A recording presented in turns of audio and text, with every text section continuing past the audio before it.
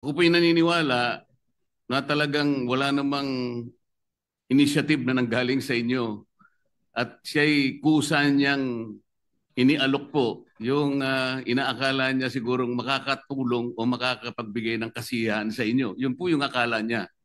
Opo. At Ah, agad pong tinanggihan ng ating Senate alam ko President. po, alam ko po. Sinabi niya agad sa staff niya, wag, ayoko ba't ako maglalagay dyan?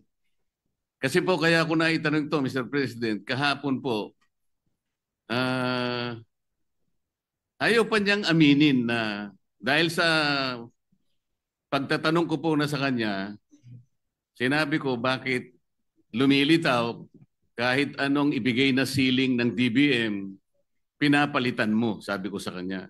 Ayaw po niyang aminin yon, wala raw po siyang kinalaman kung ang pag-uusapan ay yung paglilista. Wala raw siyang kinalaman. Ngayon po malinaw na nagsisinungaling talaga siya sapagkat naipakita ko po kahapon, Mr. President, lalong-lalo na po sa flood control projects, yun pong mga insertions, aminin man niya't hindi, ngayon po inapatunayan na natin, ay talagang siya po talaga yung gumagawa dahil siya po yung Undersecretary ng Planning Services.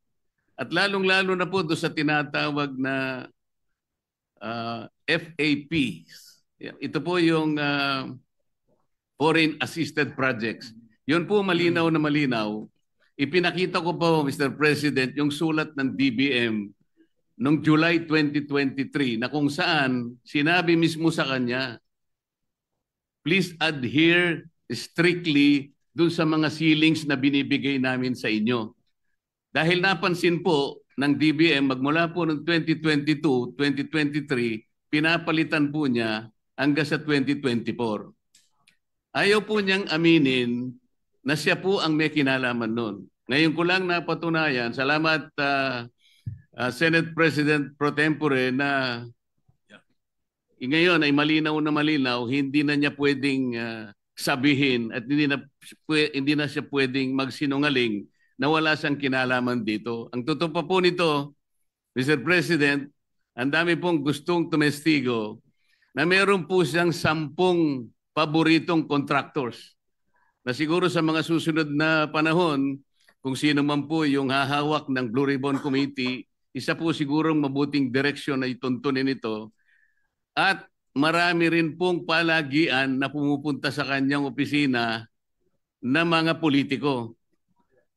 Gusto ko pong pasalamatan ng ating Senate President Pro Tempore sapagkat mukhang yun pong mga kawani o mga opisyalis ng DPWH na matutuntun na natin at alam ko po na talagang tatagos ito hanggang sa former Secretary ng Department of Public Works. Kasi kahapon po, gusto niya nang sabihin na lahat ng daw po ng nangyayari sa kanyang opisina ay meron namang basbas ng Secretary ng Department of Public Works. Ngunit ang gusto ko pong tuntunin, Mr. President, kung nakita na po natin unti-unti at saan papunta at sinong may kasalanan sa Department of Public Works at nailitaw na rin po sa pagsusuri at sa personal na pag-iimbestiga ng ating colleague, ang mga contractors na talagang, kung pagsasamahin po natin mga contractors na ito at saka yung mga opisyalis na nabubunyag ngayon, siguro po yung salitang walang o halang ang kaluluwa ay is an understatement. Ang gusto ko pong malaman ngayon, bakit po kaya sila ganun kalakas ang loob? Bakit parang hindi na po milyon eh? Bilyon-bilyon na po ang naipatatalo at hindi naman po nila pera yon, pera po ng taong bayan. Mr. President, ganun po ba kaya kalakas ang loob nila na sila-sila lang, mga contractors at saka yung mga opisyalis na yon? Wala po kayang mga politiko sa loob, sa likod nila? Sana po matukoy yung tunay na mga proponents para po yung walang kasalanan ay hindi po nadadamay. Mahirap po na magbanggit sila ng pangalan dahil ito pong nagbabanggit ng pangalan ngayon ay galing lang sa amin kahapon at napatunayan ngayon ng bilyon-bilyon ang ginagasta at magdadamay siya. At meron pong nag-text sa akin sa pamagitan ng emissary ng abogado ng Diskaya, Mr. President. Meron po palang isang congressman, kanina pong nag-hearing sila, nakausap yung abogado ng Diskaya. Kailangan, meron kayong matukoy na senador sapagkat makokontempt kayo. Nasa akin po yung text message, Mr. President. Sa makatwid, gusto lang nilang magpangalan.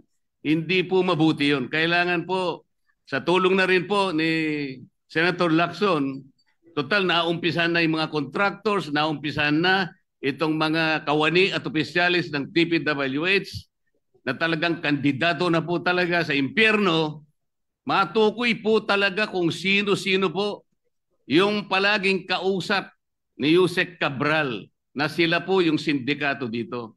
Para po yung walang kasalanan ay huwag pong madamay. Maraming salamat po, Mr. President. Salamat po, Your Honor.